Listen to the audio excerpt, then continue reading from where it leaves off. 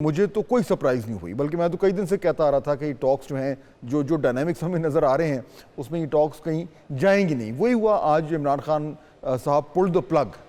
तो ये आपके ख्याल में इसकी वजह क्या हुई? क्योंकि एक्चुअली जो गवर्नमेंट कह रही है वो इट मेक सेंस कि अभी 2 3 4 दिन तो भी रहते हैं, आप वेट कर लें। तो आपको समझ क्या आ रही है कि एकदम क्या हुआ कि खान साहब डिसाइडेड कि बस और बात नहीं करनी and that's the end of it? Well, I think that it's very impatient impatience का मुज़ाहरा एक तरह से किया है। मगर फ़ाज़ साहब एक जो चीज़ वाज़ेह होती है वो ये होती है कि जो पार्लियामेंट में उनकी पार्टी बैठी हुई है और इमरान खान साहब खुद जो जेल में बैठे हुए हैं, दे सीम्स टू बी नेचुरली, चूँकि वो जेल के अंदर है और उनकी रसाई नहीं है कि बाहर सियासत क्या हो रही है या बातचीत क्या हो रही है, तो उनसे वो बिल्कुल हटे हुए हैं। और उनकी जो पार्टी है पार्लियामेंट के अंदर, दे सीम वेरी कीन के मामलात आगे बढ़े और किसी तरह हाँ। मुज़ाकरात के ज़रिए मामलात सेटल हों। तो एक वो रवैये के अंदर डिस्कनेक्ट तो है, चाहे वो असद कैसर साहब हों, चाहे वो बैरिस्टर गौहर हों। कोई भी ये नहीं कह रहा कि आप एंगेज ना करें बाकी सियासी जमातों से।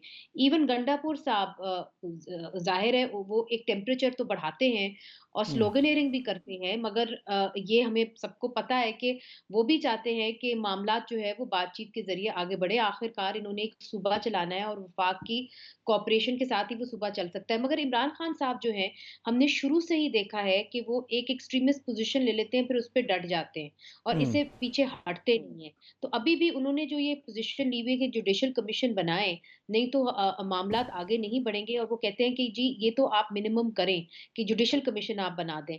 अब विदाउट वेटिंग उन्होंने जो प्लग है वो पुल आउट कर लिया है। एक तरह से वो समझते थे कि जी ये प्रेशर डालेगा गवर्नमेंट के ऊपर to bring them to the negotiating table, मगर हम जो बाहर बैठे हुए हैं, हम देख रहे हैं कि गवर्नमेंट के ऊपर कोई खास प्रेशर है नहीं exactly. To bring them negotiating table.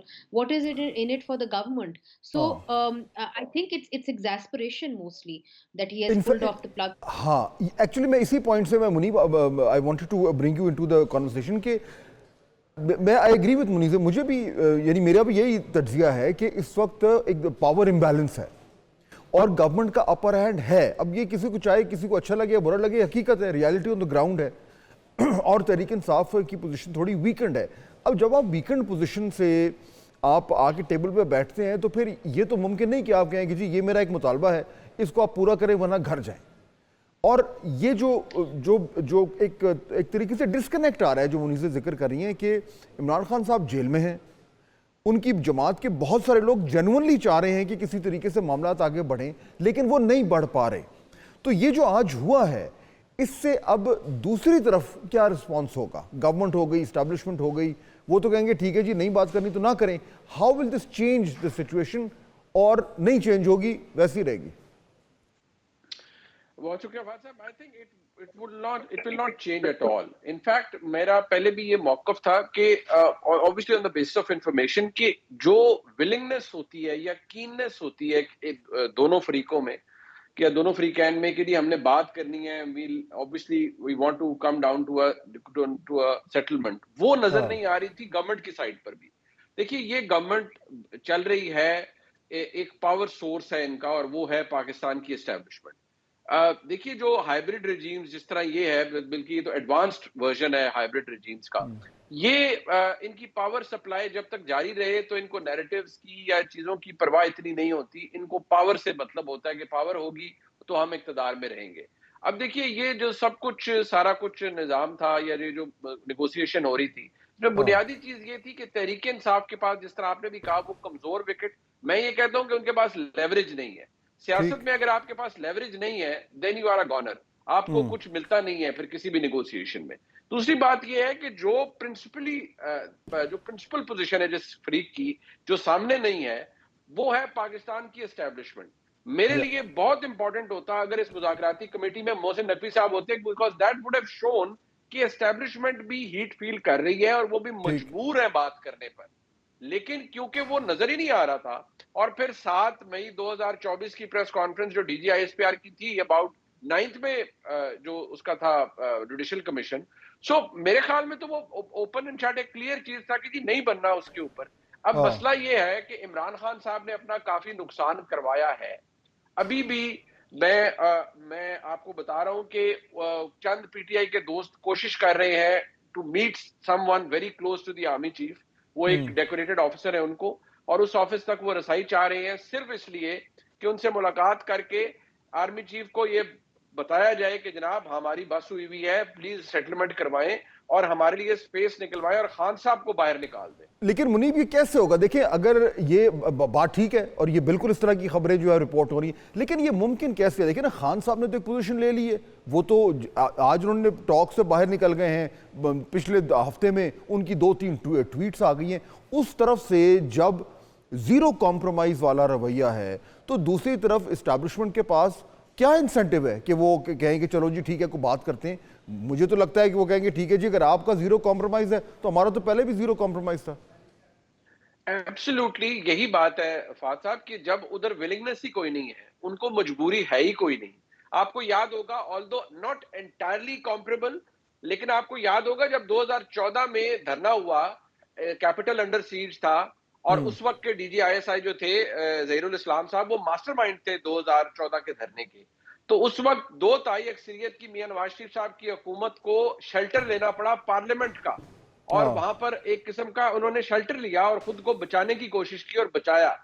आज हालात ये है कि ये हुकूमत तो उससे बहुत ज्यादा कमजोर है, लेकिन इस हुकूमत के ऊपर कोई दबाव है ही नहीं। या तो एस्टेब्लिशमेंट का दबाव हो तो ये तो खुद चले जाए तहरीक इंसाफ के या लीडर ऑफ द ऑपोजिशन के घर के लिए, आप बाएं प्लीज हमसे बात करें। अच्छा, अब क्योंकि दबाव नहीं है उनके ऊपर, कोई दबाव नहीं है, और अगर कोई मुज़ाकरात के जरिए उनके ऊपर कुछ एक तरह का प्रेशर था कि जी जुडिशल कमीशन बनाना है या कुछ करना है, अब वो क्योंकि मुनीज़े वो टॉक्स उन्होंने ख़त्म कर दी, तो गवर्नमेंट को अब कुछ करने की ज़रूरत नहीं है।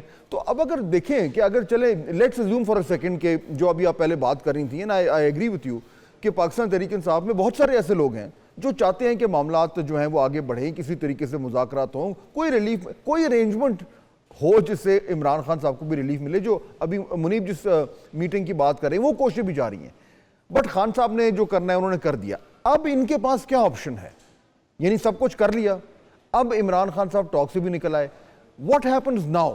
तहरीक इंसाफ अब क्या करेगी? देखिए, तहरीक इंसाफ के पास बहुत सारे ऑप्शंस थे, बट मुझे समझ में नहीं आ रही कि वो उसको क्यों नहीं ले रहे। फॉर एग्जांपल, पार्लियामेंट के अंदर क्यों नहीं पाकिस्तान तहरीक इंसाफ जो है एक ऑपोजिशन का और भरपूर ऑपोजिशन का रोल अदा कर रही।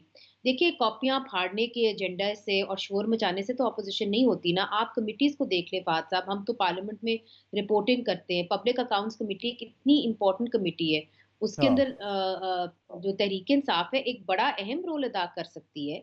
करप्शन की वो बात करते हैं, करप्शन के वो स्लोगन से आए हैं, तो वो वहां पे जाके पूछताछ कर सकती है कि लेकिन उनसे खान साहब को तो कोई रिलीफ नहीं मिलेगा। मसला तो ये है कि वो उनकी साइड से वो लोग कहते हैं कि जी ये सारे लोग जो असेंबलियों में आ गए हैं ये अपने मजे कर रहे हैं और उनको खान साहब की परवाह नहीं है।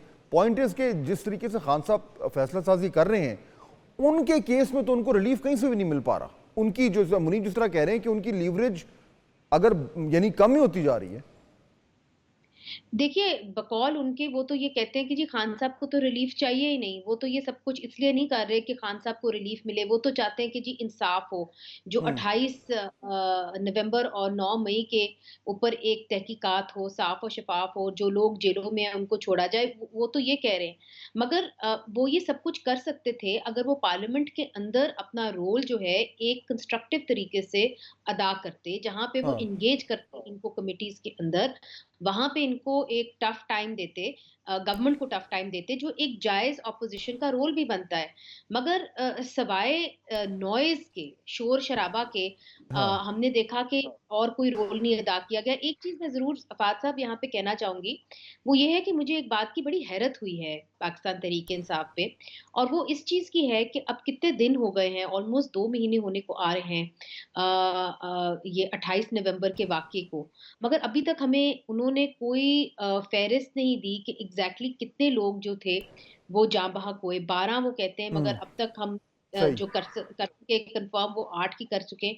वो कहते हैं कि मिसिंग लोग, मिसिंग पर्सन्स 44 है, कोई 4 कहता है, कोई 44 कहता है। हमारे पास अभी तक कोई इदादो-शुमार इनके नहीं आए। तो इनकी जो एक इंफॉर्मेशन गैदरिंग है इंटरनल वो भी कमजोर हुई की, है। वो भी